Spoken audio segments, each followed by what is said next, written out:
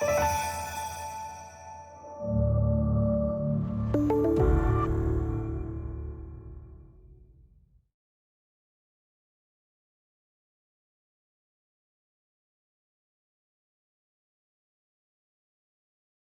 morning, everybody. You're all very welcome to study day 2, Themes in Modern Philosophy.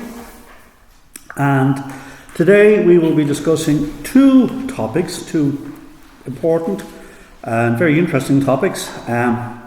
One is Cartesian dualism. This is the famous mind-body division that Descartes puts out his argument for that.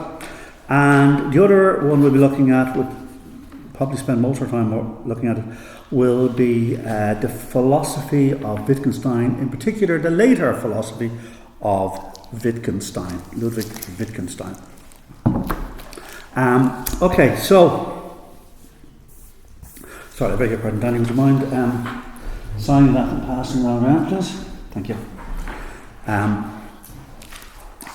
Okay, so well done on getting the essays in. I know there's one or two people who still have to get theirs in, and we'll look forward to getting those. But in the next week or so, I hope to get those graded. So yeah, well done on that. Okay, getting it in. Everybody here is looking worried for some strange reason. Surely you should be all looking relieved that you got your essays in and your fine piece of work, which will be assessed and duly rewarded, and all the merits of it acknowledged in the next week or so. Okay, so let's start with Cartesian dualism. So we're looking back now at Descartes, father of modern philosophy. And as I say here in the handout, in the text there is less on Descartes' dualism than on his epistemology. Right? I suppose the two things that in philosophy that Descartes is most famous for is his fact that he reorientates philosophy towards questions of epistemology, questions of knowledge, what can we know.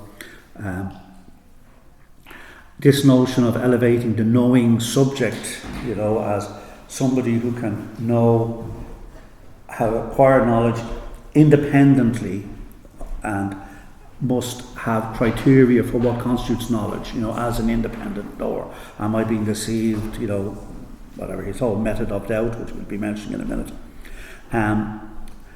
But then, it's the status of this individual, this independent knower, is, I suppose, the other aspect of his philosophy.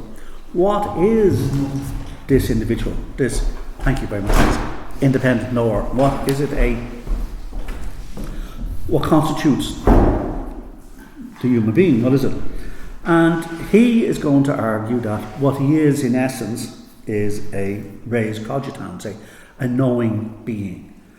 But what is the nature of this? Well, it's non-physical, it's immaterial, it's a soul, a spirit, a mind, whatever you want to use the phrase. He uses the term soul and mind interchangeably.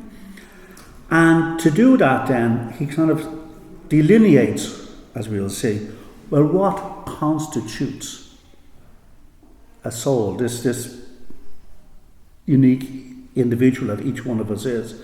And he gives famously kind of the characteristics, what characterises soul stuff or mind stuff or spirit stuff, whatever you want to call it, as opposed to what characterises physical stuff, mind versus body.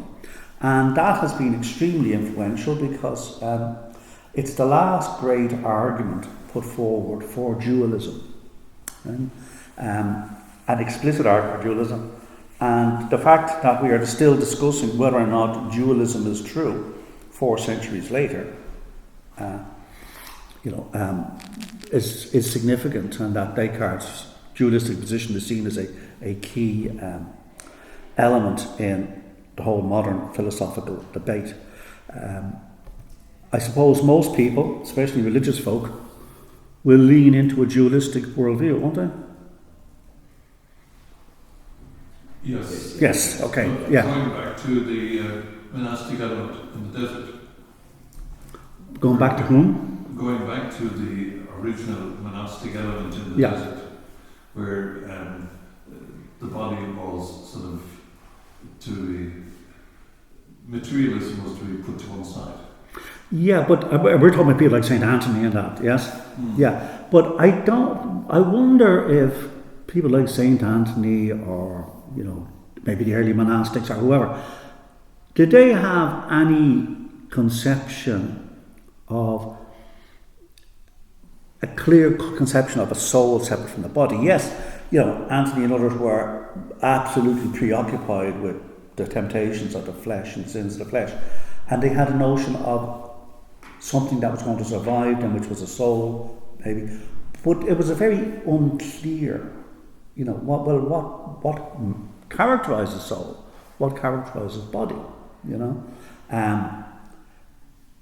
But yes, in all you're dead right. In all the religious tradition, going back, Christian tradition and prior to it as well, there is a definite sense that there's some part of us that's immaterial. What I suppose Descartes brings to the table is, he says, well, how can we cash this out in terms of what we know and in terms of empirical evidence and things like that? Okay, and he tries to, as we will see, he'll try to corral off mind as something which cannot be explained in physical terms. And I suppose that's where the debate's been for the last 4 centuries.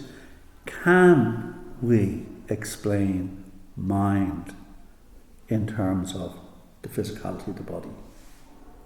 What would you say the consensus is today amongst neuroscientists, philosophers? What would you say their consensus is? Would you say they would say that we can explain mind in purely physical terms? Your own common sense experience of the world, what would you think? They would think that the mind and body are closely interconnected. Would they say maybe more than that? Would they? Yeah, they're dependent on each other. Well, the mind is dependent on them. But dependent to such an extent that the mind, in the fullness of time, when we have a better theory, the mind will be reducible entirely to body and explained entirely in terms of the neurochemistry of the brain. And that's the element of hope. The notion is, well, Cartesian dualism and all that kind of stuff is, poo-pooed, and that's ancient, old-fashioned stuff. But Cartesian dualism has not gone away, and there's a reason why it hasn't gone away. And hopefully we'll say a few words about that when we finish talking about Descartes. The big question: body, mind, consciousness. Exactly. That's it. That's the big thing they can't seem to fully explain. Fully explain, or even have a snowball's chance in hell of explaining. Yeah. Okay. And that's the reason why, exactly, that problem of consciousness is the precise reason why Cartesian dualism hasn't gone off and withered on the vine. Right. So, yeah, very good. Okay, so, as I said, then Descartes is the first philosopher to clearly make the body-mind distinction. Like, he's the guy, religious folk, as we saw, St. Anthony, people like that, would have had a clear sense that I have a soul and I have a body. But it's with Descartes, we try to get the first philosopher to say, well, hang on a second. How do we actually characterise these guys? Plato was a dualist, In certain lights, there's a dualistic aspect to Aristotle. Thomas Aquinas and St. Augustine and people like that obviously had a dualistic outlook, although we saw, maybe we didn't see, but I'm sure you all know that for Thomas Aquinas, life everlasting was not going to be as a disembodied spirit, it was going to be as a physical being. That's what the whole resurrection of the dead is about on the last day. It's a resurrection of that. But it's Descartes who's at the outset of the scientific revolution. He's a part of it. He's a major contributor, especially in the sphere of mathematics. And he realises the power of what will come to be known as science, the physical sciences. For them, it will be natural philosophy. And he says, okay, given the success of that at explaining the world, and he was only literally at the dawn of it, like Newton hadn't done his stuff by that stage, something like that. But he's saying, given the power of natural philosophy or science to explain the world. How do we describe mind in those terms? And that's what's why I think is particularly significant about it, because that's why he's drawing these battle lines between body and mind so clearly. So arguably he wanted to corral the mind from physical explanations. He thought there was something special about mind or soul. He used the term interchangeably. And he doesn't want it reduced to physical explanations. Now, he might do that because he genuinely thinks that from a philosophical perspective you just can't, although he didn't have the notion of consciousness or that word consciousness, or else he might have been motivated by religious reasons. He wanted to make sure that mind stayed, or soul stayed, something separate from body. The cogito argument leads him to believe that he is in essence a thinking thing, a res cogitans. Do you remember that we had the cogito argument? Can anybody tell me briefly what the cogito argument was? Remember Descartes? Exactly. So how does he get to that? More or less, at the very basic, in reason way, he can at least determine he's doubting. So he can ask, he can't be sure if he exists. Well, if he really exists, not he can know through his thought process that as he can doubt, he therefore exists. Yes, okay, and he exists as it's a thinking thing though, isn't it? The res cogitans, yeah. So yeah, that's very good, that's it. So he starts off with this notion that everybody in their life should doubt and try to establish what they actually know, at least once in their life, okay? Remember the famous thing, he's sitting beside the oven in the middle of the winter or whatever the hell it is, okay? And he's doubting everything. So he engaged in systematic doubt. He doubts his senses. For all I know, I might be suffering from an illusion or hallucination. Then he brings in the old dreaming argument. I could be dreaming. I've had really vivid dreams and I thought X or Y was happening and it turned out completely erroneous. How do I know I'm not dreaming now? And then he invents his own skeptical argument, which even the ancient skeptics hadn't come up, and that's the evil demon. Okay, maybe he's being deceived by some really negative God aspect. Okay, even if he can do that amount of doubting, if he can doubt everything, he can't, as you say, doubt that he's doubting. I know beyond a shadow of a doubt that I'm thinking, I am doubting. So the one thing I can be certain of, even if I concede everything to the skeptic, is that I exist as a thinking being, a res cogitans. I think, therefore I am. And what am I? I'm a thinking being, okay? So he's established, in his own mind anyway, or to his own satisfaction, that he's a thinking being.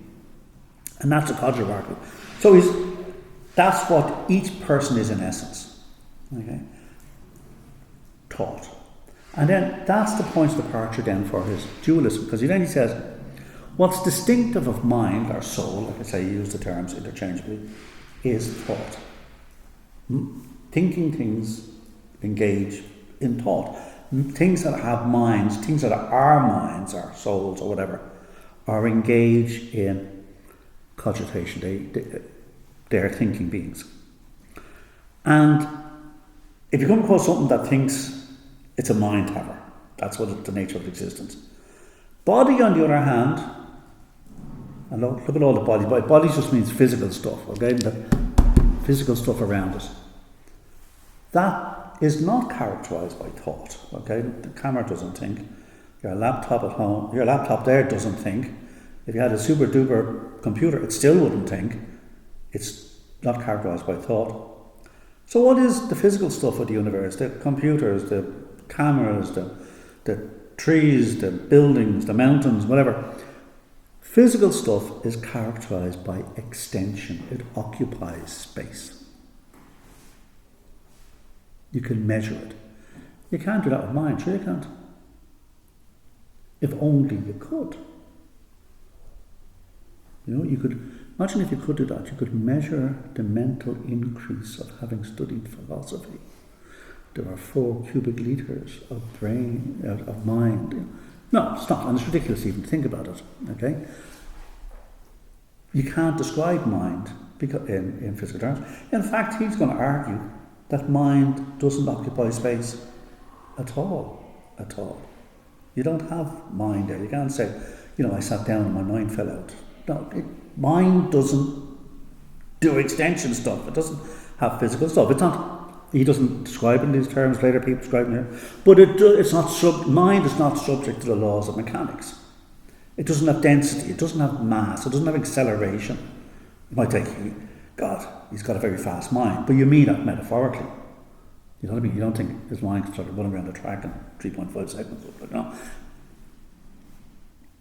All of these physical terms, the stuff that people like Galileo and himself were using to capture and understand the physical universe, cannot be applied to mind.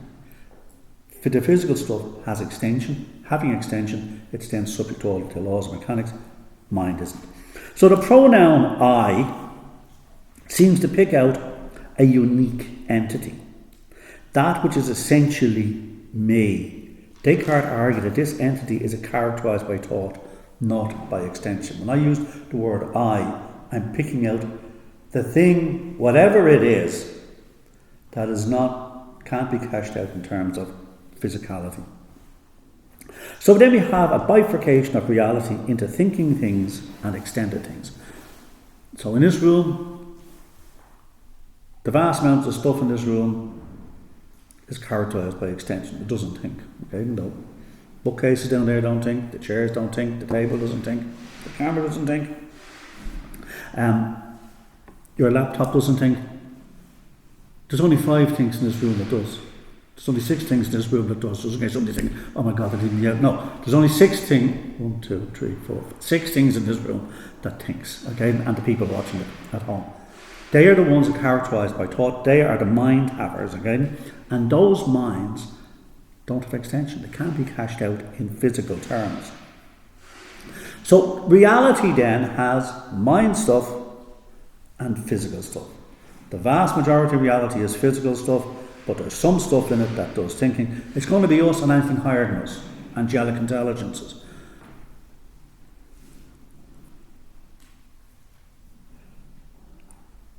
Descartes then interchangeably used the term mind and soul to identify thinking things.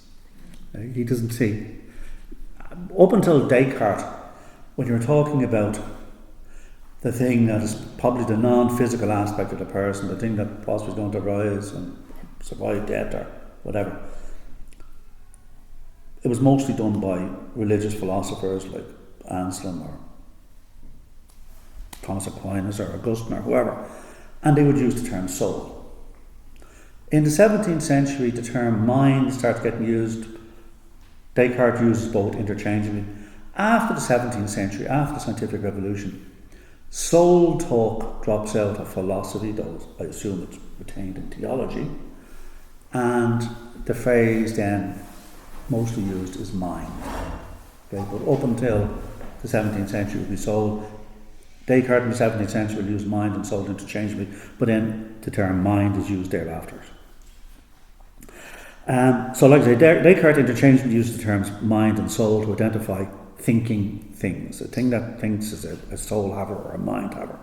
Did the concept of mind as in used by Plato as in psyche, was that kind of then brought back post-Descartes? No, psyche, the Plato would use the word psyche, from which we get psychic and psychological and psychiatry and all that stuff. Psyche was just soul, okay? And he didn't have, like, the word mind comes in from Latin, really, mens. And it's very difficult to say this, for example, what we would probably call mind now, the kind of thing. Probably for Plato, that would have been that aspect of the soul that was nous. And, in fact, the word nous has been retained in kind of a colloquial form, hasn't it? When I was a kid, you used to refer to somebody who had nous. And what did that mean? If you refer to somebody as having nous, what would that have meant in colloquial Irish usage? Understanding. Yeah, cop on, wouldn't they? Somebody, he's got nous, or somebody lacked nous. They meant the exact opposite, obviously, that. So, we don't find, and this is part of the thing, that the word, say, mind. Actually, this is a very nice theme, because we'll pick this up again in Wittgenstein. Wittgenstein's going to point out that words don't have an essential, unchanging meaning that you can trace back and say, oh yeah, this is exactly what Plato meant and Aristotle meant, and it's a dynamic thing. Right? So, look at the word consciousness. We can find no correlates to that amongst the Greeks or the Romans or the medievals or the early moderns.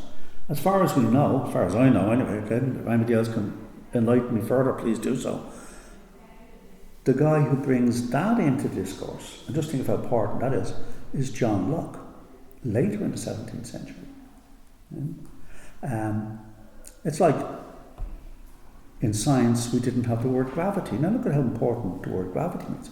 They had the word gravitas, but gravitas, from which gravity comes, has more to do with a character of a person, doesn't it? You know, you might say that person has gravitas, a sense of dignity and, even at that it's a vague enough term, okay? And then Newton, as far as I know, uses this and employs it in the physical world to have, something that's attracted to the earth, gravity, it has, stability or whatever, so. Yet people got on very well without the words gravity or without the words consciousness or whatever. So new words come in. This is going to be another theme of Wittgenstein. New words come in. They're new tools. They will have a usage and then they fall out of usage. So there's probably a lot of words people used in the medieval period that just doesn't survive today. Mind is going to be a word which has undergone changes and it gets its sort of common usage, its current usage, or the usage that is now current today, really first with Descartes. Okay.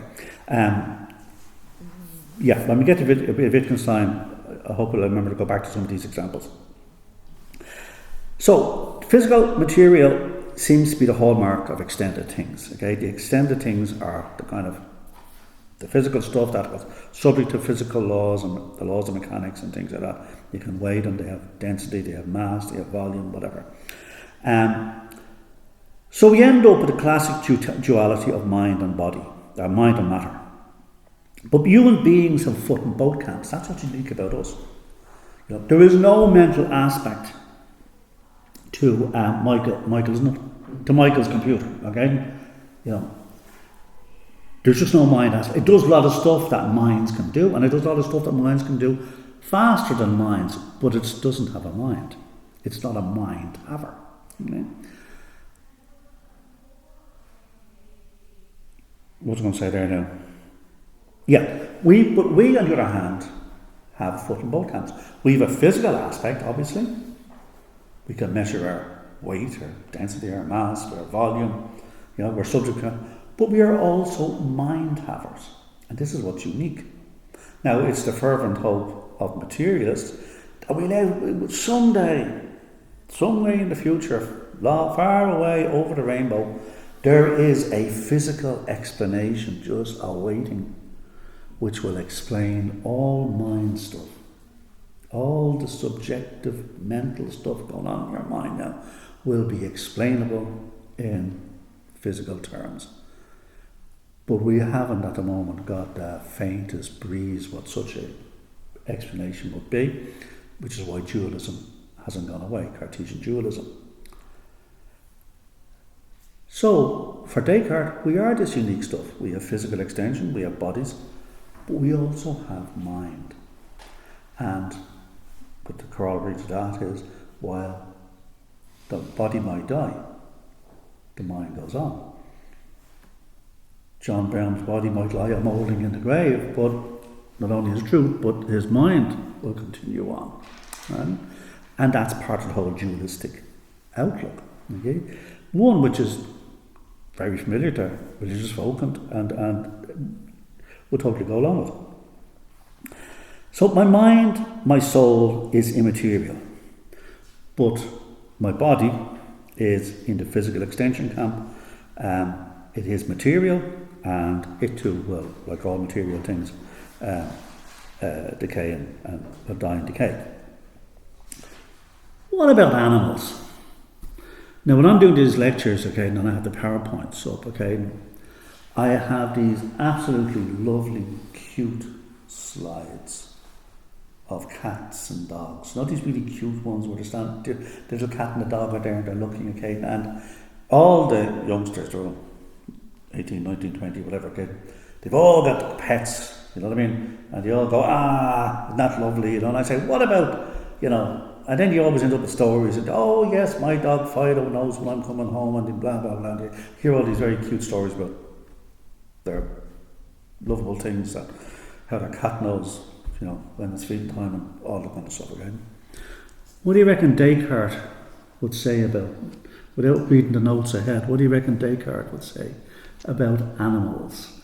Are they soul possessors or mind possessors? No, they would lack consciousness. Yeah, he didn't have the word consciousness as such. Okay, so we'll just shelve the word consciousness for the time being, because that's probably anachronistic bringing that in. Not rational souls. But it's not even rational. Like they can do, your computer is, and its ilk are very rational. They can do all sorts of things that I haven't got a clue about. Okay, but it's not a soul haver or a mind haver. What about Fido the dog and Fluffy the cat and all those adorable pets? Is it awareness of self? Sentient. The thing is, they will have sentient. That camera is sentient, okay, in the most basic form, isn't it? It detects, you know, changes in light intensity and presumably does technical stuff to account for this. Descartes puts forward the highly counterintuitive notion that they don't. They are devoid of mind. They're not soul havers in any way. You know, the lights are on, but there's nobody home. They're automatons. They do all these cute little things, but, you know, there is a you looking out here. There is the soul stuff. But Fluffy the cat and Fido the dog and all the rest of them don't. Now you just think of the moral implications there, okay? Can you morally harm, mistreat or torture mind havers? No, we don't do this, okay? You know, if you decided to persecute and torture your next door neighbour, okay, this would generally attract a lot of negative attention, yes? Okay? No matter how much he deserves it, still, you're not allowed to do it.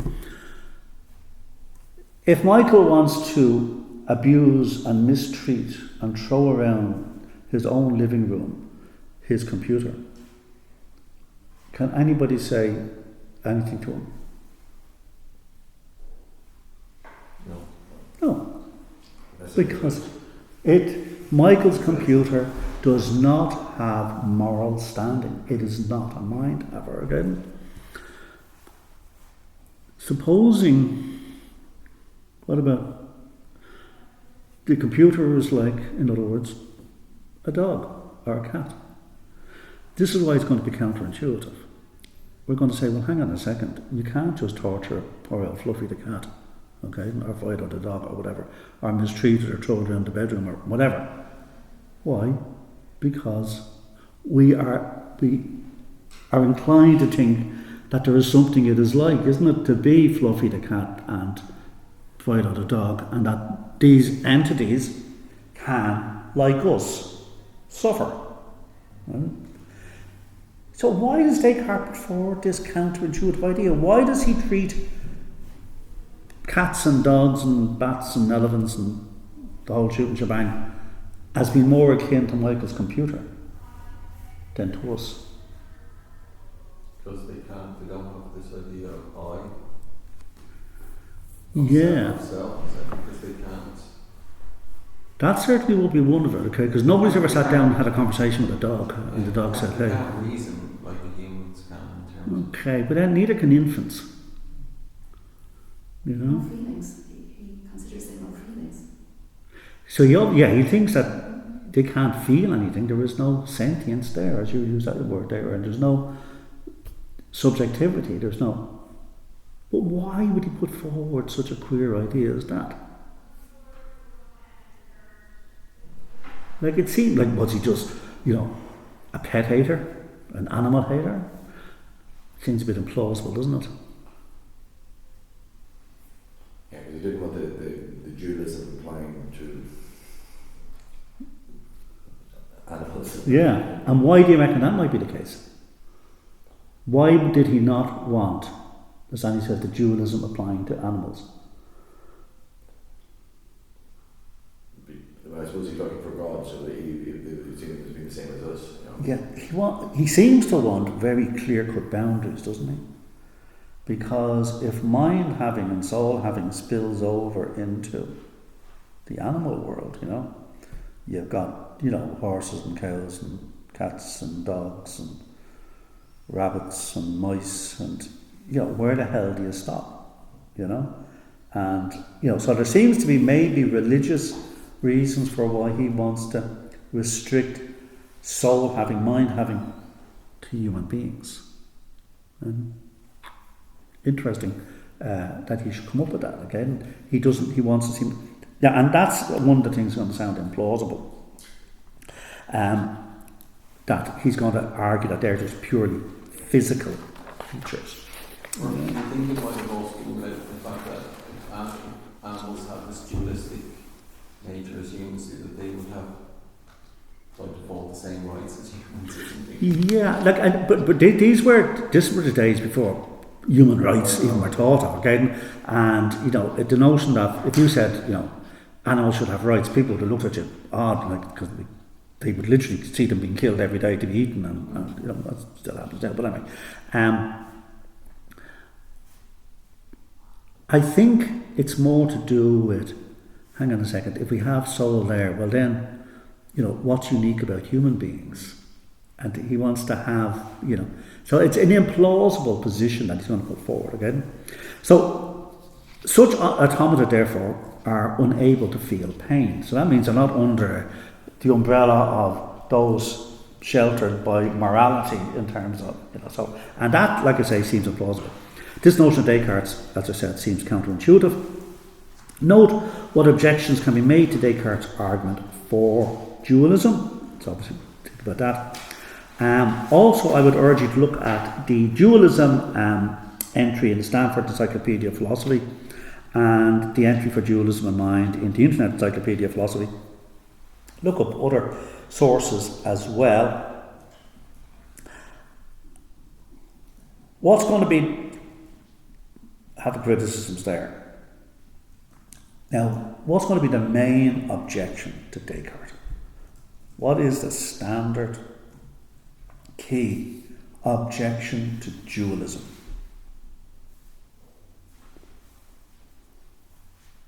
Where the debate has still, where the clash is still now, and then, or an aspect of where this clash is now. Well, you can't see where mind exists without the body. Nobody is.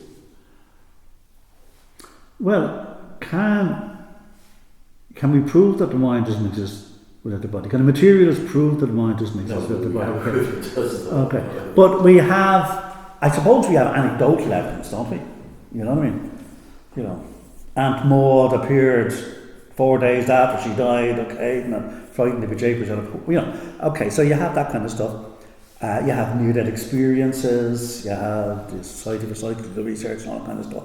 But none of it constitutes, if we were able to bring Abraham Lincoln back, to give a speech in the Senate, in Washington or something, yeah, that would be pretty good proof, wouldn't it?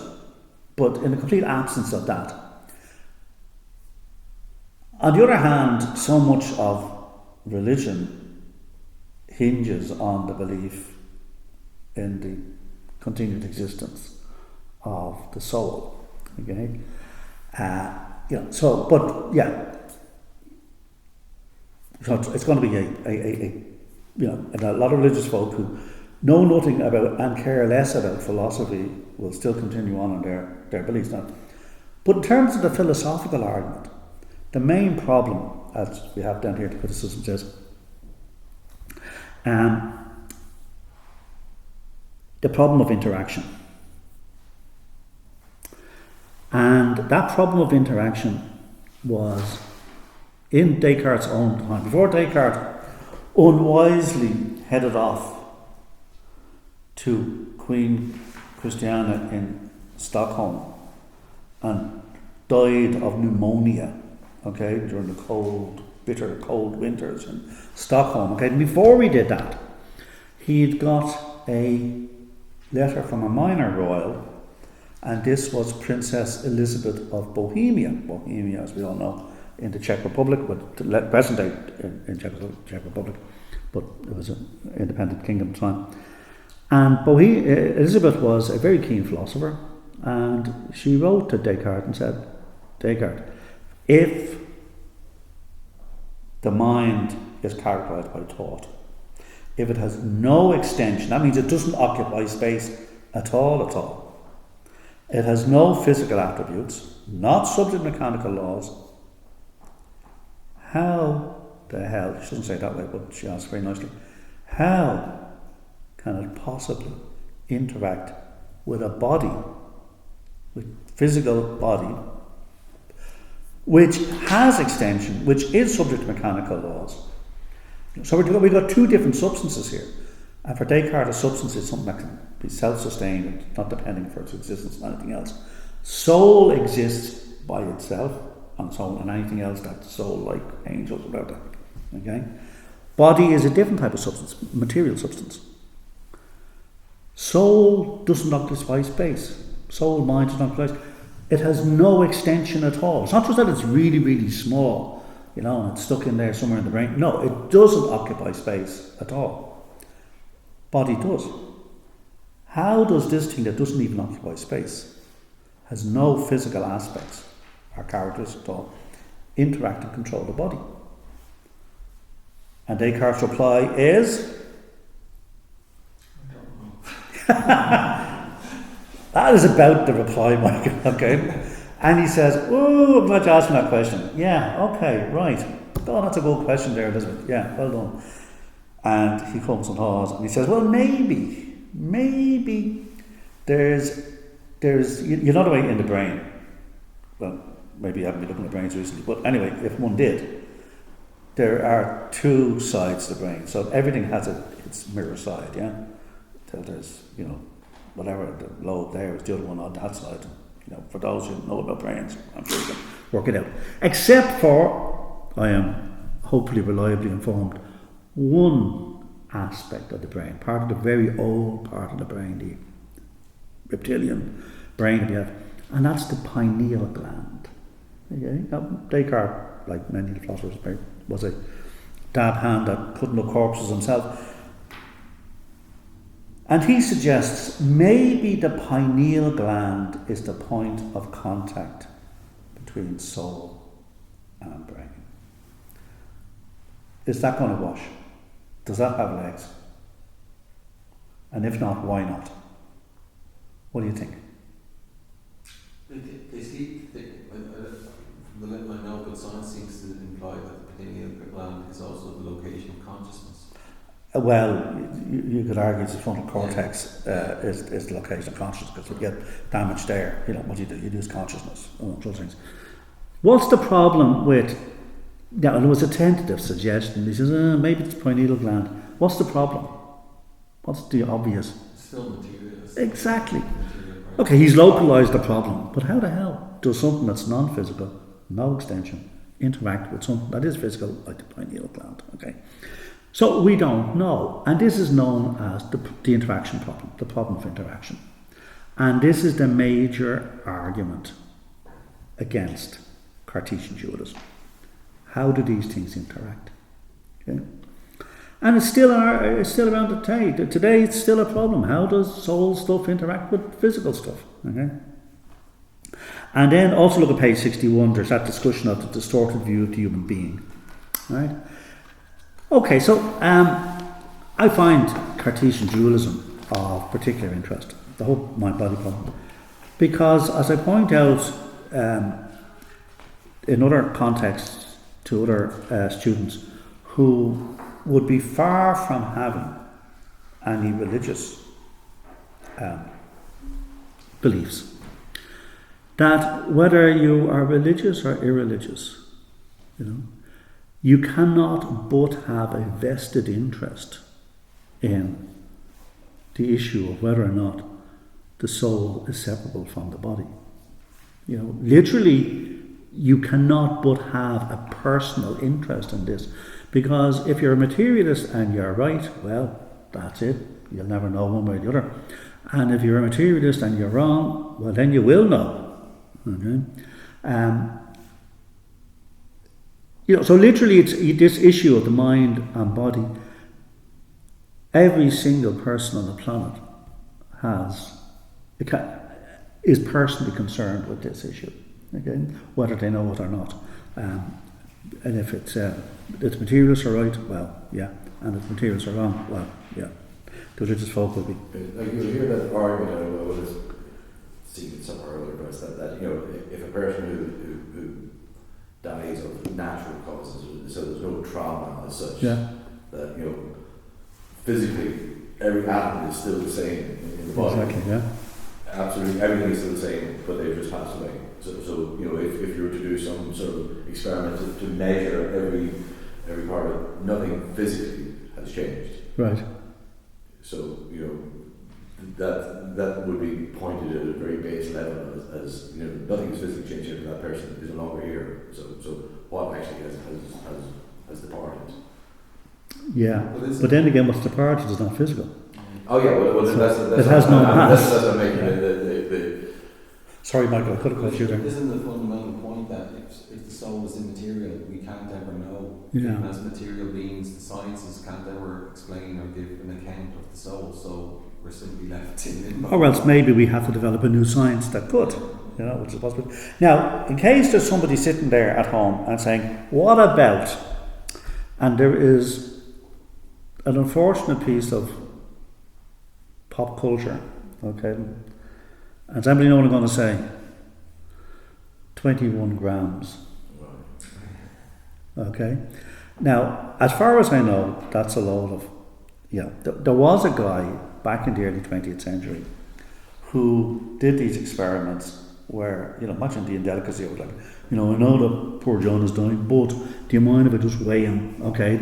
Because he's about to, pass on. And they weighed him, and then as soon as poor John's now died, do you mind if I actually weigh him again? Okay, and I don't know how the hell he navigated this, but anyway, he managed to get it, and I was going to say swore on a stack of Bibles, but swore on a stack of the Gray's Anatomy or some text, that there was a difference in the before and after of 21 grams. Okay, now as far as I know, there is absolutely no subsequent supporting empirical evidence for that, in spite of the fact that Sean Penn, who makes very, very depressing movies, made an equally depressing movie called 21 Grams, which as far as I know doesn't even deal with it, but anyway, that's the end of there. So in case you're sitting at home saying, what about 21 grams?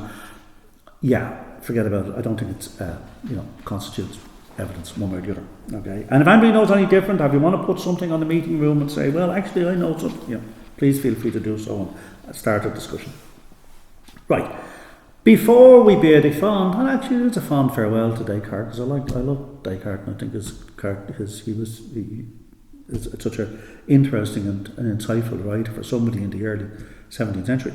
Before we bid farewell to him, are there any observations we'd like to make about Cartesian dualism, or ask any questions? Or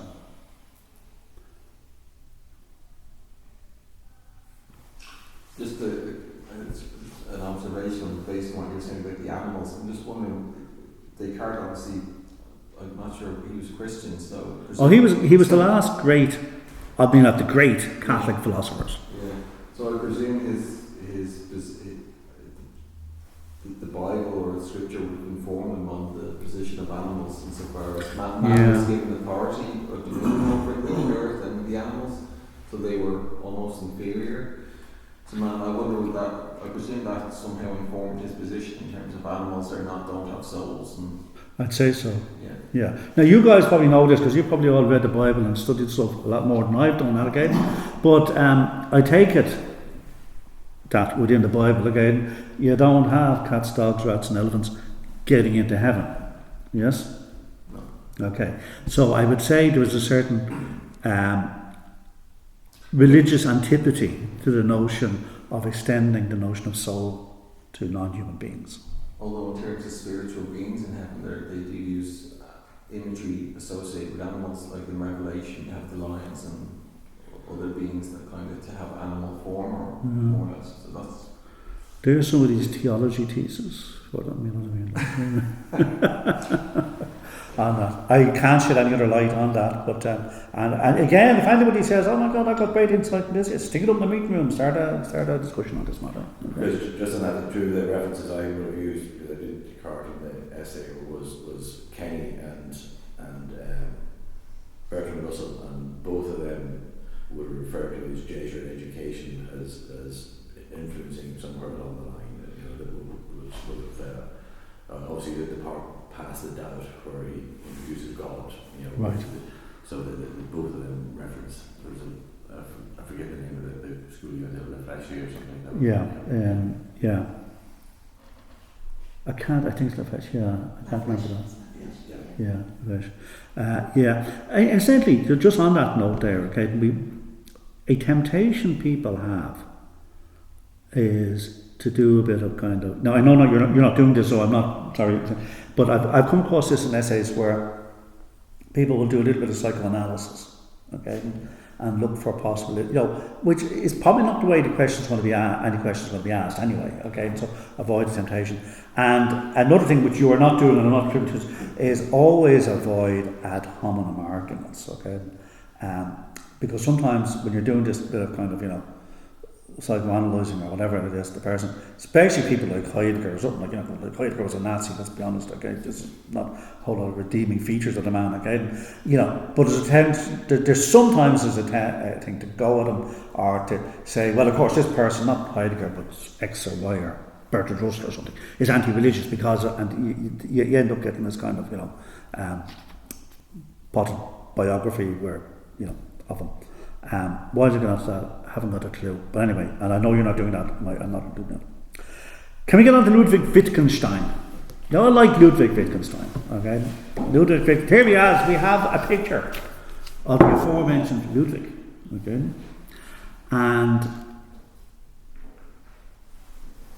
I was down in, is it Adam and Eve's on Merchant's Quay? Isn't that where Adam and Eve's church on Merchant's Quay? Yeah. At a memorial mass last Saturday for a friend of my wife's who died off in Guatemala. And afterwards, we don't get that often, okay, and we're very sad, we decided to nip down the river on the most beautiful day to the Ashling Hotel. The Ashling Hotel, which used to be back in the day called Ross's Hotel, and in which the old Ludwig Wittgenstein stayed in late 48, early 49, when he was writing his major work, The Philosophical Investigations. And that's where he used to write it, down there. And there's a plaque to Ludwig Wittgenstein on the door, one of which I photographed last Saturday, very pathetic altogether. And then he used to go walking up into the Phoenix Park, okay. When he was used to go over, I told you before, I used to go over to the Botanic Gardens and right there. But there was a chap I knew many years ago, and he was a commandant in the army, Cathal Loftus. And Cathal was the secretary of the Irish Philosophy Society. And when Cathal was a kid, his dad would take him out up to the park, and they used to meet this old German. He thought it was a German, he wasn't, he was an Austrian, and it was Ludwig Wittgenstein that he used to meet there, so. Does any bearing on anything? Yes, it does, because one of the questions in the self-assessment questions you're doing, one of them is on the places associated with Wittgenstein in Ireland, and urging you to visit. So if you're in town and you want to nip up, you can get the Red Line Lewis up to head towards Courts of Justice and get off up there. You can see into the Ashton Hotel. There's a plaque on the wall to him. There's a plaque on the steps in the old greenhouse in the Botanic Gardens. There's another plaque down in Red Cross in County Wicklow, where he also stayed for a while and worked. And there's one in a very inaccessible Killary Harbour over on the Mayo-Galway kind of border. Sorry, where do we go? Red Cross in County Wicklow. Okay. The only other person I know besides myself who's been to all of these sites is a few years ago there was a student here called Brian. I won't say Brian's second name because he doesn't want or whatever. Brian was the only, and that's a question, most people don't do it, or somebody would say, I saw the plaque up in Glasnevin. Brian went around the country and visited each of these 4 places, and I thought, God, there was dedication, okay, for the 1 mark or whatever the hell he got for that. You know what I mean? It's only 1 mark, I'm not persuaded. Maybe I'll just do 1. Brian actually was a chap. He crossed his T's and he dotted his I's and he made sure everything was done. Okay, so Ludwig has this association with Ireland. He's the most influential philosopher in the Anglo-American philosophy in the 20th century. He's influenced so many others later on. I suppose Willard Van Orman Quine might be the next most influential. Wittgenstein's speculations gave rise not to one philosophical movement but 2 philosophical movements. There was a philosophical movement which was very, very important in the 1930s, 40s, 50s, 60s, especially in the 30s and 40s, called logical positivism. If you ever come across the short book by A.J. Ayer called Language, Truth and Logic, that's sort of the classic statement of the logical positive position in English. And he had been influenced, A.J. Ayer, he wrote it at the ripe old age of 26, and then he complained for the rest of his life. He was treated as a long dead philosopher, but he wrote it when he was 26. And he was influenced by this school of philosophy called logical atomism, in fact, that came out of Vienna in the post-war period. So Wittgenstein was born in Vienna. Wittgenstein was a very, very wealthy Viennese. He came, like the Wittgensteins in Austria were what the Krupps were in Germany, wealthy industrial magnates there. And he went off to study aeronautics. Now, the Wright brothers had flown for the first time in 1903. Within 5 years, the University of Manchester had a engineering degree in aeronautics. You know what I mean? Like, people were still flying things which were like bicycles with wings on them at this stage. But and he wanted to be in there at what he thought was going to be He went off studying maths there, studying engineering there. To do it, he had to do maths. Wittgenstein, being a very odd kind of lad, couldn't just study maths. He wanted to dig down into the basics of it, what everything meant. How can you prove the fundamentals of mathematics? And of course, the guys teaching the maths, the engineering students in Manchester, hadn't got a breeze. And they said, well, why don't you go up to Cambridge? There's a guy over there called Bertrand Russell. So Bertrand Russell, he bangs on Bertrand Russell's door, and Russell opens the door and he says, if I'm a fool, I will go and study engineering. If I'm not a fool, I will study philosophy. Okay, so Russell said, this is what I really need now this morning. He says, go away and write something for me, come back. Okay, and Wittgenstein, very, very intense guy, goes off, writes something, comes back to Russell, and Russell reads it and he says, okay, you're not an idiot. Don't do engineering, do philosophy. Okay, so he came to Cambridge. Okay, and he worked. You see a change taking place in Russell's philosophy at the time, probably influenced by Wittgenstein. This emphasis on language. As he goes off, he gets a hut up in a fjord in Norway that you can only get into by, rowing to it, and he works there intensely and goes back to Cambridge, and he's very, intense kind of guy. And the First World War breaks out. He obviously finds that his side the Austrians are against the English and the French and all that, and he goes back to Austria. He could have avoided the war. He could have got a cushy job in HQ. He could have done whatever. No, he wouldn't take a commission. He wanted to go on the front lines. He goes on the front lines, fights, gets decorated. Very, he wouldn't take any kind of easy way out. Ends up, he's on a gunboat on the Danube fighting there. At the end of the war, he's in the Tyrol, where Austria and Italy meet, that area there.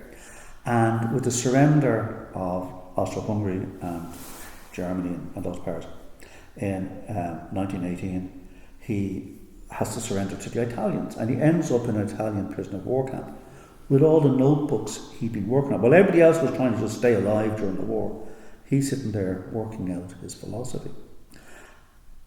Contacts Bertrand Russell via the Red Cross, and a certain Italian guy he gets his notes out, and Russell publishes his work as the Tractatus Logico-Philosophicus, known as the Tractatus.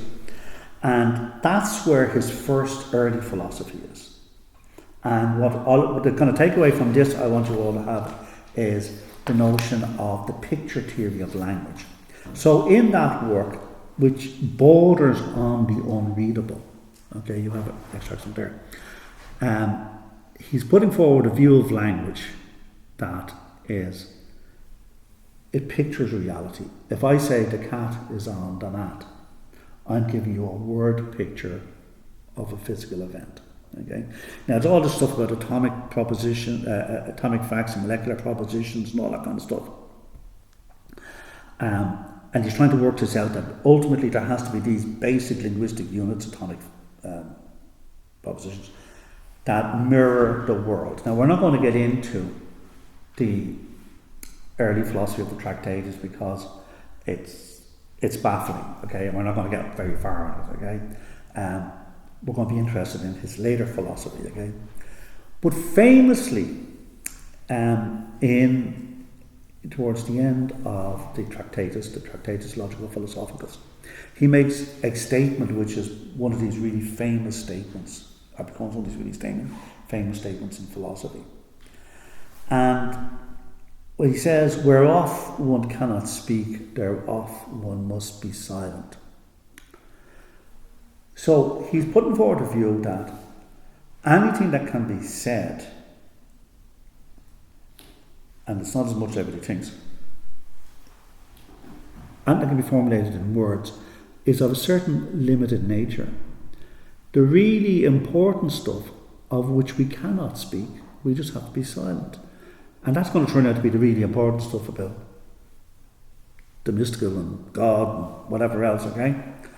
But you probably come across that phrase in your ordinary, reading or whatever, or in your ordinary encounters with intellectual world or whatever, that whereof one cannot speak, thereof one must be silent.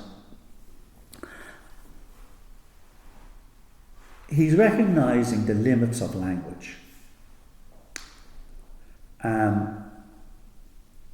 That's going to have an effect later on because he thinks he has solved all the problems of philosophy in the Tractatus.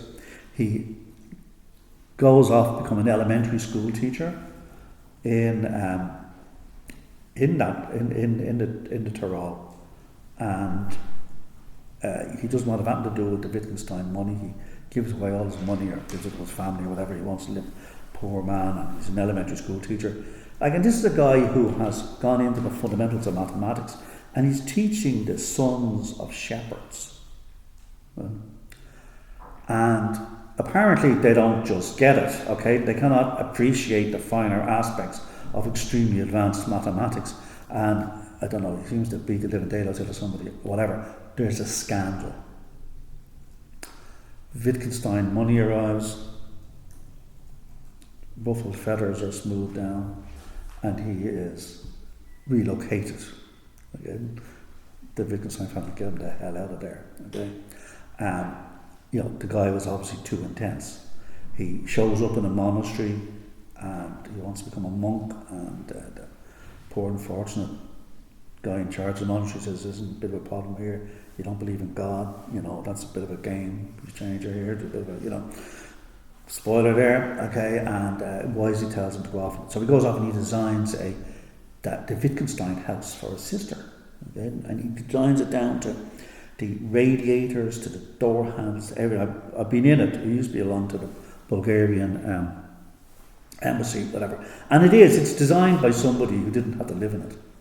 It's a very, not a kind of Bauhaus type of vibe of the 1920s, that kind of stuff. So he's wandering around. He hasn't settled. He thinks he's solved the problems of philosophy. Young guy, Frank Ramsey, comes from Cambridge and persuades him to come back to Cambridge and to present his Tractatus as his thesis. And he goes back. Sitting on the interview panel is Bertrand Russell, his old teacher, and the other great philosopher, George Edward Moore. And Moore famously says, the Tractatus is undoubtedly a work of genius and hence fulfills the requirements for the PhD of the University of Cambridge. Very good. Understated British type of humour, okay? And he's given his doctorate and he takes up teaching in Cambridge. And he's sitting there talking to a guy whose name escapes me, it's in the book, an Italian economist. This Italian economist was the guy who smuggled the writings of Antonio Gramsci out of Italy. Gramsci had been locked up by Mussolini. Mussolini said, "I want to silence this man for 20 years." And Gramsci was put in jail for 20 years and was at death's door when he's allowed out and then just dies. But Gramsci's famous prison notebooks come out. And they have if you look at the present sort of cultural wars that are going on, say between wokeism and anti-wokeism and that, an awful lot that informs the neo-Marxist take on the world comes from, the stuff that has come from the post-structuralists and all that kind of stuff, ultimately comes from Gramsci's notebooks, which were smuggled out in the 1920s by the guy, this Italian economist whose name's in our book and I can't remember, who's in Cambridge. And he's sitting there, when he's not smuggling out Gramsci's notebooks from him, talking to Wittgenstein. And Wittgenstein was trying to explain to him his theory of language and how language pictures the world. Okay? And the Italian, he's a Neapolitan or whatever the hell, and he's not very impressed with all this stuff. And he does a Neapolitan gesture, okay? Now, I don't know if this is a rude gesture. Don't try it in Italy unless, one way or the other. And he says, okay, so language is symbols mirror the world. Okay, what does this mirror? That's a dismissive. Like I say, I don't know if it's rude, or if you do it in Italy, somebody might ask you to step outside the door and appeal or something. I don't know. But anyway, he does that. And Wittgenstein is thinking, what does that picture? And they start rethinking. You find in the brown book and the yellow and the blue book, Wittgenstein rethinking his entire philosophy. And he begins to see that he had been misled in his early philosophy. The early philosophy, which has given rise not only to logical atomism, but the whole logical positivist movement. Okay? We're not going to get into that, alas, because we don't have time. And when he rethinks it, he thinks, well, actually, I misunderstood how language operates. And that leads him, when he goes off to Ireland, to rethink the nature of the relationship between language and the world, which will go on to have a profound effect on late 20th century and 21st century philosophy.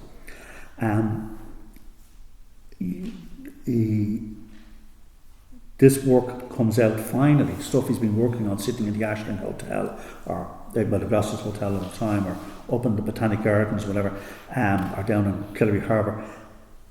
It's published posthumously in 1953 as the Philosophical Investigations. In the 1930s, he has this, as he's developing this, he has this distrust of philosophy. And he's telling a lot of his best students to give up philosophy. There is the famous Maurice Drury, who wrote an account of Wittgenstein, an Irish student from Dublin who went over, was studying in Cambridge, and Wittgenstein said to go off and do something useful. Fortunately, Maurice Drury did. Maurice Drury studied medicine and became a psychiatrist. And he was in St. Pat's. This is St. Pat. You know when you come out of Euston Station, and there is that old building, they've taken down the wall, thank God, and it's a lovely kind of French, kind of chateau looking building. That was that St. Pat's Hospital. It was a mental hospital. This is probably why Wittgenstein used to stay in the Ashling, just across the river, because Maurice Drury was a psychiatrist there, and if anybody needed a good friend who was a psychiatrist, it was Ludwig Wittgenstein. Okay, but Wittgenstein ruined people's lives. Although he couldn't work up the courage himself, he was getting people to go over to, Stalinist Russia to work there, and getting people, coming from educated backgrounds to go off and work as mechanics and things like, so he had this whole distrust of philosophy, while at the same time working out a theory of philosophy that was going to be so influential. Okay, so let's get on to Wittgenstein's ordinary language philosophy, and there are 7 kind of metaphors or close relatives to metaphors that if I were writing about this, supposing one found oneself in an examination with the opportunity to write about this would not be a bad structure on which to hang one's essay around. Okay? He gives up the picture theory of language. He thinks, hang on a second, I have been bewitched, we'll see this in a minute, by a metaphor, the picture metaphor. Language is not a picture. The cat is on the mat sounds like a word picture, but language is used in a whole variety of ways. Rather than being dominated by one metaphor, we should use other metaphors and remember that they are metaphorical. And the metaphor he uses most often is the tool metaphor of language. Language is a set of tools that allows us to do stuff. You look at somebody who might be, say, educationally challenged. They might have had very little formal education, don't read, whatever. There's a whole lot of things they can't do in terms of describing the world or interaction with the world. They don't have the tools necessary. Okay? I'm sure in your own lives you've met people like that. Or you might come across somebody who has, say, a wide vocabulary, a broad education, and can express positions and nuanced positions in a way that somebody else wouldn't. Okay? Why? They've got more tools in their toolkit. That's the difference. They can do more stuff. Okay? So this is the key change in Wittgenstein's view of the relation of language to reality. It displaces the picture metaphor of language in the Tractatus. Words he no longer sees as depicting anything. Rather, words are tools that enable us to do things in the world. The tool metaphor signifies his abandonment of the correspondence theory of truth. In epistemology, we come across it, this notion of the correspondence theory of truth. Propositions are true if they correspond to reality. He thinks that's too much of the picture theory of language. He's going to have much more of a coherence theory of truth. So the analogy with tools can be pushed further in that words, like tools, come into being, change usage, become extinct, etc. Their purposes change, and hence so do their meanings. The meaning of a word is whatever purpose it fulfills in discourse. Just as we don't ask what is the meaning of a tool, we ask what is its use. The meaning of a word is merely the use it is put to in discourse. So famously he says, don't ask for a meaning, ask for the use. We'll be returning to that later on. Okay, you just think of tools, and that's why probably a tool metaphor is much better. Look at all those tools that existed and no longer exist. Anybody else like me who likes to go when they're on holidays to a museum, like say an agricultural museum or an industrial museum, and you'll see tools there, and you wonder, what the hell is that for? You know what I mean? There might be a description, or sometimes you mightn't even know what the tool was used for. And there are whole sets of tools that no longer exist. That my father was a shoemaker, and there was tools there that he would have used, which are now museum pieces. What's a cooper? What is a cooper? Person makes marbles. Exactly. You say to somebody younger, and they're going to say a car or something. Right? A cooper, that was a trade. Maybe it still is, but it's a very, very small trade. But it was a specialised trade which had its own sets of tools, techniques and methods. Right? Those were developed over years, refined, and now have become extinct, and like so many other trades as well. Words are the exact same way. Words evolve, words change, words serve a purpose. The way the life is lived changes, the words drop out. They no longer exist. Other words come in their place. We see this,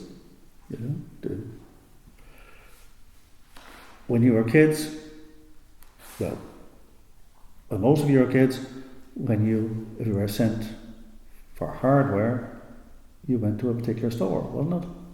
The hardware now means something completely different. There's no hardware stores. Okay?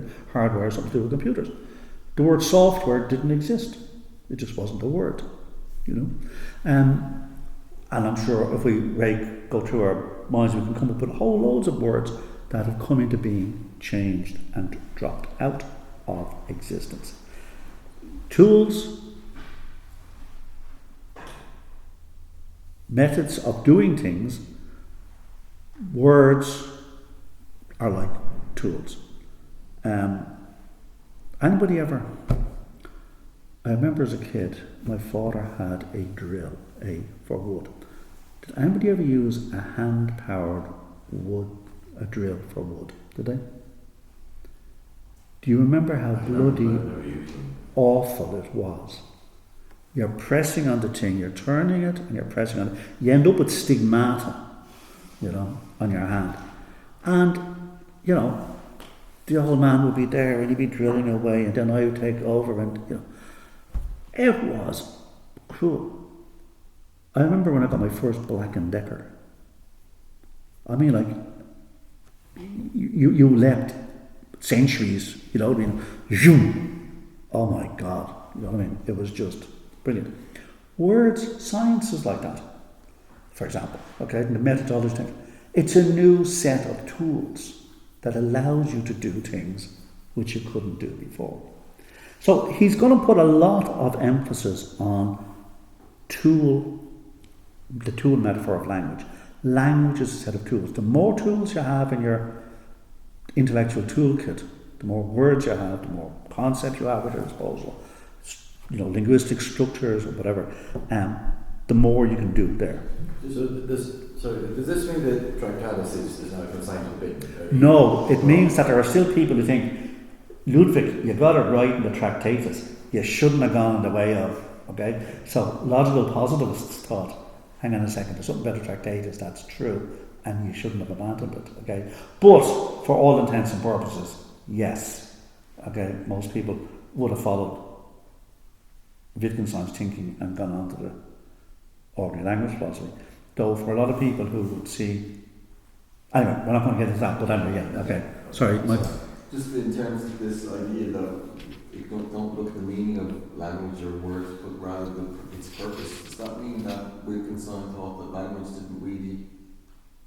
shouldn't, or there was no fundamental meaning that we should associate language? Yes. Because if you're saying that, then how do you make sense of the world? Like, if words ultimately can't have some definitive no meaning. Now, that's where he would disagree with you, the word definitive.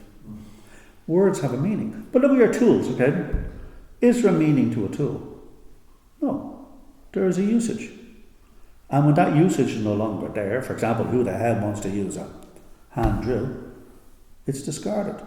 Yeah, but you find, one of the things you find today is language is distorted or manipulated, and its original meaning is changed to totally present something that's nowhere near what it had originally been intended for. And Exactly. He finds that totally acceptable. See?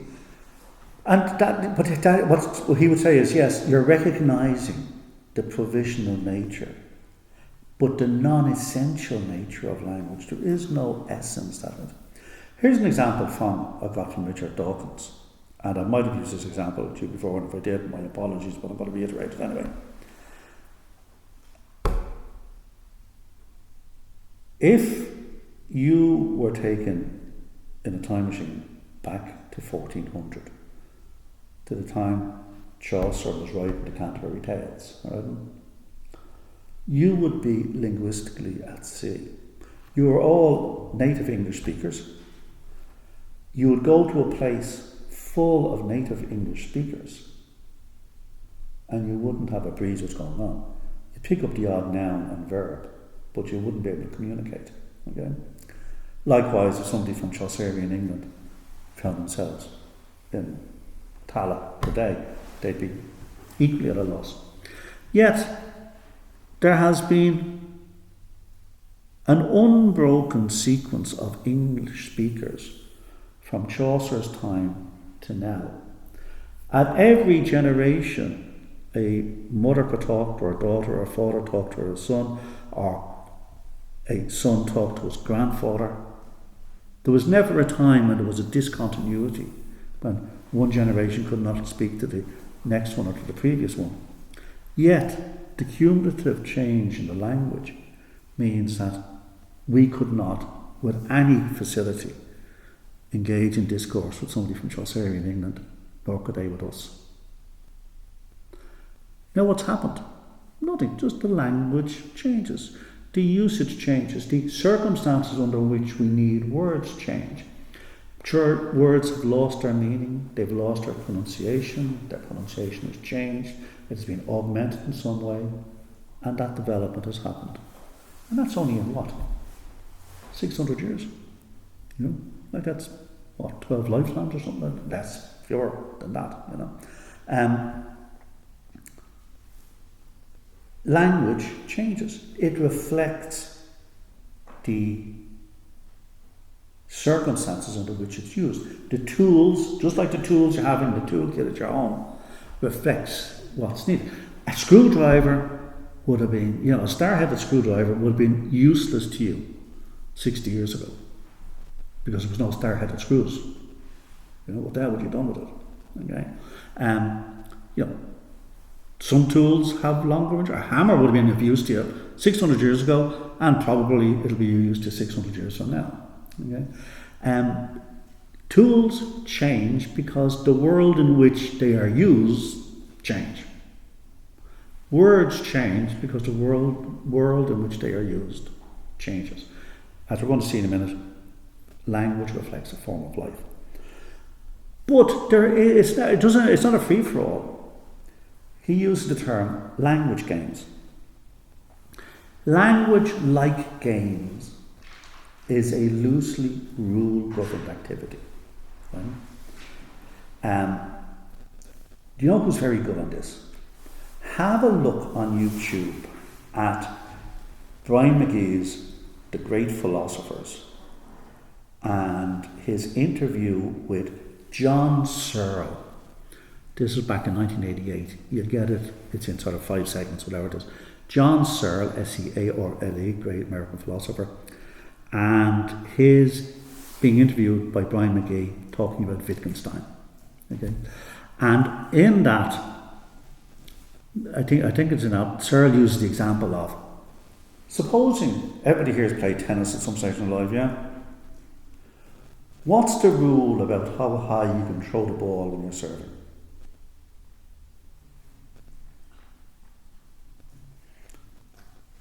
What's the rule about how high you can throw the ball when you're serving?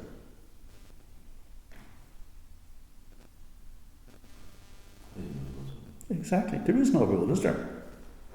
There's no need for it. But suppose there was the Bionic Man was playing, and he lashed it up there, and everybody had to go home and have lunch or something while they're waiting for it to come back down again. Okay? Then a rule will be introduced. Am I right? So rules in games are introduced to regulate the game and to facilitate it, and so everybody can enjoy it and whatever. And there wasn't an offside rule at one stage, or there wasn't in football. Am I incorrect on that? No, incorrect. No, there wasn't an offside rule. But then everybody hanging on the goal, so they lashed the ball up there, and that's a pain in the neck. So they brought in the offside rule. Okay, give me an example of other rules that have been brought in games. Say recent vintage that we can all remember. Well, with the 2 pointers in Gaelic football from outside the arc. Okay, very good. No, that's only that's just this season. Brilliant, and it's done, and it might last, it might not last, it might change. Okay, so games are rule governed in a loose way. The rules change, they develop. Games, look at the origin of rugby, for God's sakes. How that game comes into being, and then a set of rules accrues, whatever.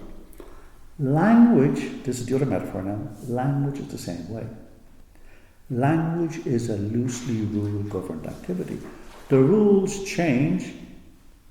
We all know how to use words now, but that doesn't mean that it's written in stone somewhere. That some grammarian has inscribed it in a block of granite somewhere. That this is, and we can see this how it changes. I'm married to a grammar Nazi, okay, which has sort of infected me to a certain extent again. And there's various things that will cause her to basically levitate with, anger, and it's the misuse of the apostrophe. And I have got that now. I correct people's apostrophes, where most people don't use them. It's a possessive case, and quote and quotation. Everybody knows that. For some centuries, that still grinds on me. Okay, quote is the verb, quotation is the noun. Now everybody uses quote as a verb. But you would have got literally wrapped over the knuckles 60 years ago for mucking that one up. You know what I mean? That's quotation, that's the noun, quote is a verb. Otherwise, too, what's the point? The rules governing the use of language changes. Right? I'm teaching on a course in the Open University, and I've had the authors of the material have disregarded what used to be the standard academic rules about shouldn't and couldn't and wouldn't and didn't. No, did not, should not, could not, would not. But now you have these informal usages. So I just have to recognise, a la Wittgenstein, this is the way things are going. Okay? I no longer correct people's grammar, which I find odd. Language, for Wittgenstein, is a loosely rule-governed activity.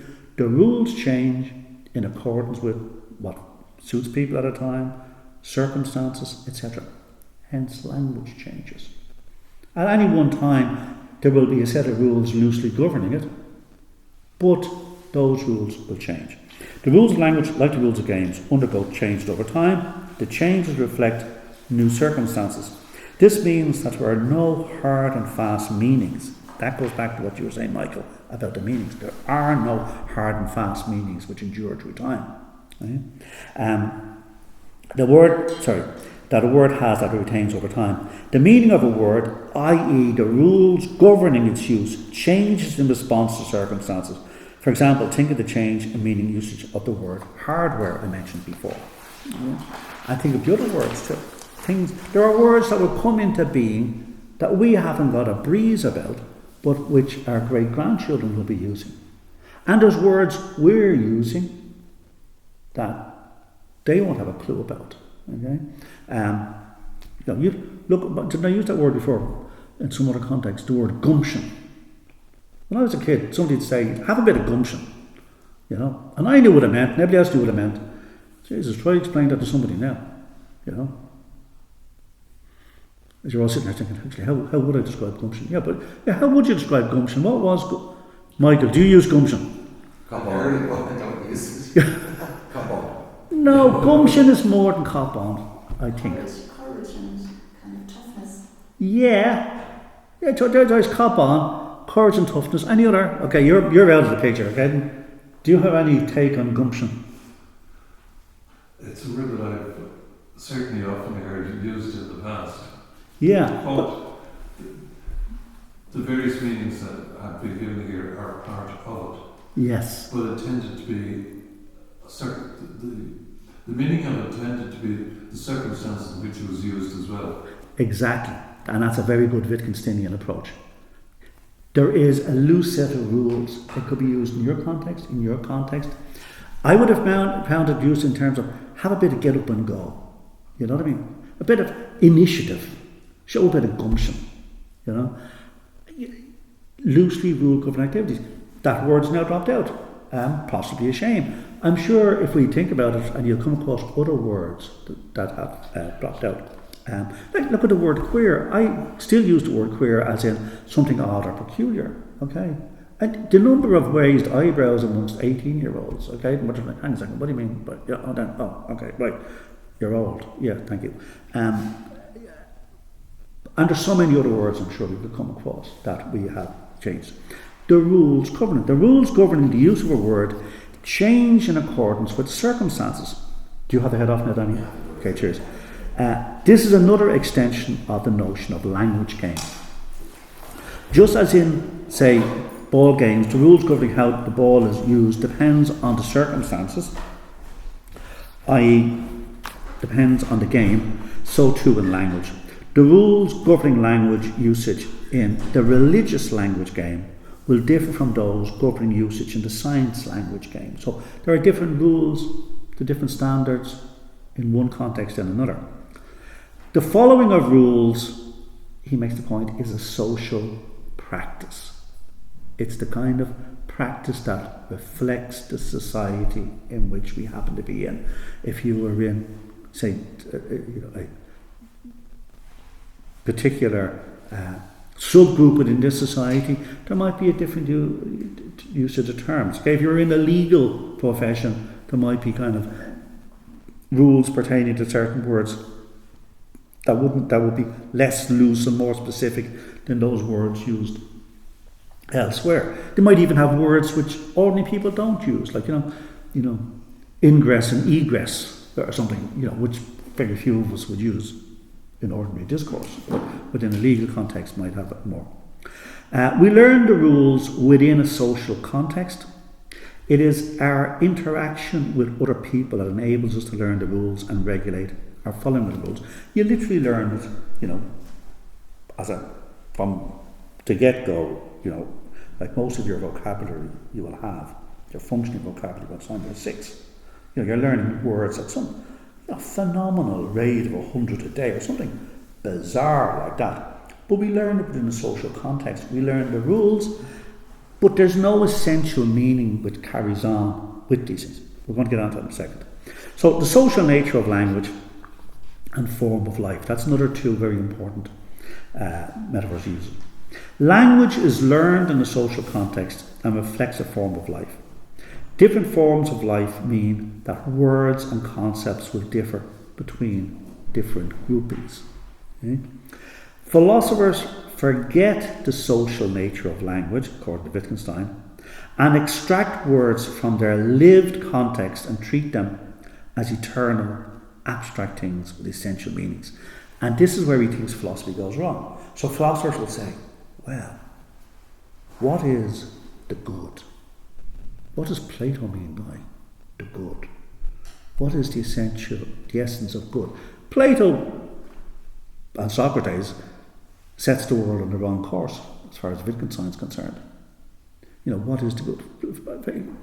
Wittgenstein would say, well, I'm going to do that in a second, family resemblance, okay? That there is no essential meaning.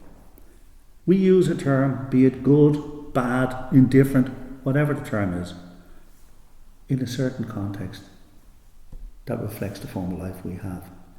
But there is no essence, like mind, what is, mind, is it used the exact same way by, we'll say no, the word mind is used in different ways. It's not even certain that we can translate it into ancient languages in the way that they would have used this notion here. The word mind will probably change in its usage, that there is no essential meaning. So what unites them? Well, he says family resemblance. There's a certain family resemblance. You know the way you look down the road, okay, and there is, the O'Mahonys. God, he's a real O'Mahony. Don't know what it is. He's got, the same kind of walk as Dad had, or, that outlook or that attitude, or just, there's a family resemblance. Oh God, you're the spit of you. There's something there that makes you an O'Mahony. Words are the same way. There's a family resemblance in the usage of the term, say, good. There's no essential meaning that Plato was looking for. The essence of goodness, the form of the good. No. You look at how people use it, okay? So I might talk about, look at the way we would use the word good.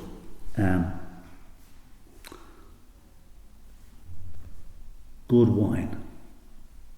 Good goal. Good man. Good God. Good heavens. Good on you. Think all the ways you do. Plato would say, well, what is the essence? What unites all these? No. Wittgenstein would say, the term doesn't have a unifying. It doesn't have one essence that unifies it, its usages. It has a sort of a family resemblance. We know what we mean. If I say to you, good on you, or good man, or good God, or good, you know what I mean. And there's a sort of a relationship, a family relationship there between them, but there is no essence running through them all. Okay? Like that with so many other words. So philosophers, to use our own Bishop Berkeley's thing, they first raise a dust and then complain that they cannot see. Okay? Wittgenstein, I think, would agree to that. Philosophers create the very mysticism they're trying to sort out by looking for these chimeras, the essence of causality or substance or whatever. No, you want to understand what the word good means, or the word form means, or the word quality, or whatever. You look how ordinary users of the language use that word in an ordinary context. So what he's doing is deflating philosophy, cutting out the ground, or saying an awful lot of philosophy is about nothing. This is why he was trying to persuade his best students to give up philosophy and do something else. Think about that, okay? So, words don't have essential meanings, which regulate their use for all time. Their meanings, however, tend not to vary drastically over time. Their meanings have a family resemblance. And then I use the example of good. So that brings us back to his famous phrase, the meaning is the use. One of Wittgenstein's famous sayings is, don't ask for the meaning, ask for the use. To know what a word means is to know how to use it in conversation with native speakers within the context of a particular language game. There are no essential meanings, merely broadly overlapping usages. Essential definitions are chimeras that philosophers have sought since the time of Socrates. They fail to see that language does not picture anything. It doesn't tell us the essence of how things really are. Language merely allows us to do stuff in the world. The more you have in your intellectual toolkit, good chance the more you'll be able to do in the world like that. And then bewitchment by language. Philosophers have become bewitched by language. So this is a very anti-philosophical philosophy. Right? Philosophers become bewitched by language. They run after chimeras. Chimeras are mythical beasts, so we know. Chimeras such as essential definitions, because they get carried away with words. They need to stop and remind themselves of how words are used in their ordinary context. Hence, this is called ordinary language philosophy of the later Wittgenstein. Stop all this highfalutin looking for the inner essence, or secret essences or hidden essence. No. Just look at how ordinary individuals who speak the language use it. Instead of Socrates going around the place saying, what is courage? What is justice? What is being? What is... Wittgenstein said you would have been far better off just noting how your ordinary Athenians at the time used the word. Again, and stop looking for this chimera of the essence of courage or the essence of beauty or the essence. No. How do ordinary people use the word beauty? Yeah, that's what beauty means. There is nothing else to it than that. Yeah. So the purpose of philosophy, well, he said the purpose of philosophy is to show the fly the way out of the bottle. Could you imagine? The philosopher is like a blue bottle that's caught in a bottle. And what's the fly doing in the bottle? It's buzzing around and banging against the sides of the bottle, trying desperately to get out. What you need to show the fly is, this is how you get out. This is the neck. Stop all your philosophical nonsense, rushing behind saying, oh my God, what's the essence of this? Just remind how words are normally used. So philosophy is about stop yourself getting caught up in illusory tasks of getting into the hidden essence of things. Philosophy doesn't tell you anything about this. All it can do is describe. It doesn't explain. The function of philosophy should be to describe the world, not to explain it. And the philosopher cannot tell people how the world really is. At best, the philosopher can help people escape from philosophical perplexities by reminding them that all philosophical puzzles stem from a failure to understand how language operates. He likens a traditional philosopher to a fly caught in a bottle. It's buzzing around, crashing into the glass. What it needs is to be shown how to exit the bottle. The traditional philosopher is in the same type of predicament. His escape necessitates his being shown the way out of his predicament by showing him that he is being bewitched by language. So it's a very anti-philosophical philosophy. Followed to its conclusions, most of philosophy would disappear, which may not be a bad thing. Okay, so that was Ludwig Wittgenstein's ordinary language philosophy. According to Ludwig, language is a tool for communication and action. Yeah. Rather than reality. Yeah. We use language as a set of tools which allows us to enact things, actions, to understand what others want, to do things. But when you think, hey, I want to dig down into the inner essence of language, well, you might look at the rules covered in grammar or whatever, but you're not going to uncover any hidden truths down there. And that's what philosophers have been trying to do, So, yeah. But Wittgenstein, you mentioned he wanted to be a monk, but he obviously didn't have any faith.